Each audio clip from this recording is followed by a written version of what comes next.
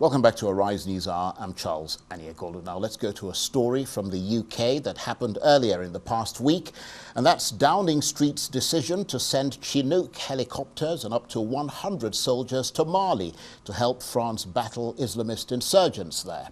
The UK's decision comes at a time of fears that so-called Islamic State cells wiped out in countries such as Libya, Syria and Iraq are reforming with Al-Qaeda to plot attacks in Europe.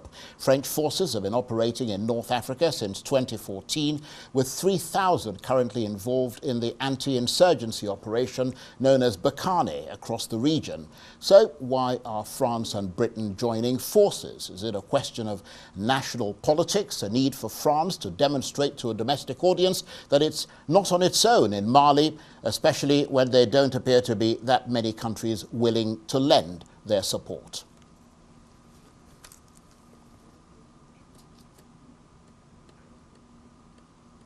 Well, for more on this, I'm joined now live from our studios in London by the African Affairs analyst and publisher of Africa Briefing, John Ofei-Ansah. John, good to see you. Why are France and Britain doing this together?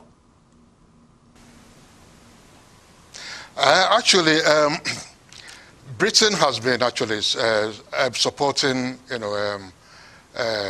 international agencies like the UN, European Union, and the African Union, to help combat the Islamist, terrorist activities in the Sahel region for some time now. And it's also already providing air support to the French operation codename Barkhane, in the region, to help fight the terrorist activities.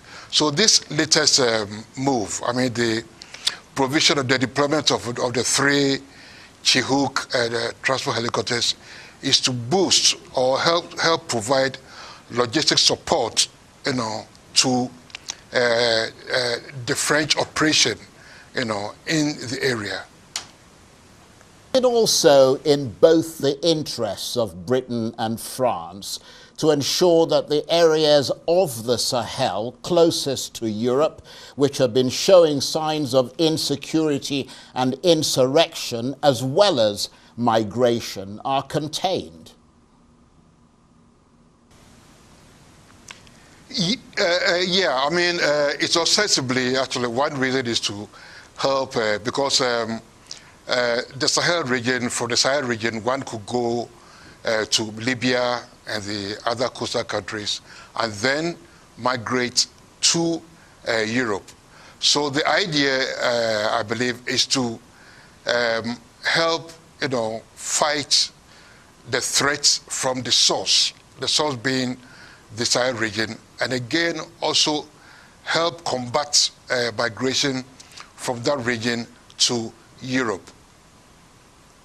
The British contribution, let's face it, isn't really that much, is it? When you compare it to the fact that France has 3,000 troops there, but I suppose when you take into consideration that Mali lacks quite a lot of logistical support, then I suppose 3 Chinook helicopters and I think about 100 troops is quite significant and would help. Yes, it will help because, again, it will help transport personnel, to help avoid the transportation of personnel by land, which actually, if they did, it will render the personnel very vulnerable to attacks. So in addition to providing this logistic support, it also transport personnel from one place to the other by air to avoid any attacks, if they were to do so, by land. Right. And again, how would you describe the current situation in Mali in terms of the jihadist and the counter-jihadist efforts? Are we seeing a deteriorating security situation there in spite of the presence of all the French troops in Mali? Well, I believe the situation is improving because if one considers, a few years ago, about 3 or 4 years ago, when the whole place was overrun, by jihadists, I mean, this, even to the extent of destroying some ancient museums, some museums holding ancient Arab manuscripts and all that. I mean, the situation has been largely brought under control, compared to some years before. So I believe the situation is improving, but still more needs to be done. Right now, in northern and central Mali, more than 150,000, school children are unable to go to school because of the adverse security situation.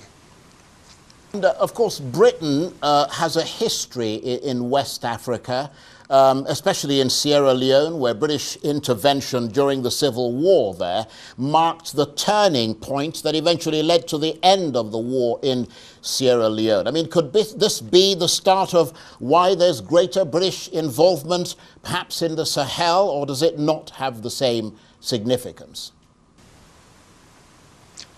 Well, I mean, the British actually, prior to the announcement of this deployment, the British had been involved, but not with ground troops, but with equipment, like aircraft, offering logistical support. It's actually involved, with the AU, UN, and EU troops in the Sahel already. So this is, I think, an additional, but this is the first time that it is directly collaborating with France, to help combat, the threat, try to combat the threat at source.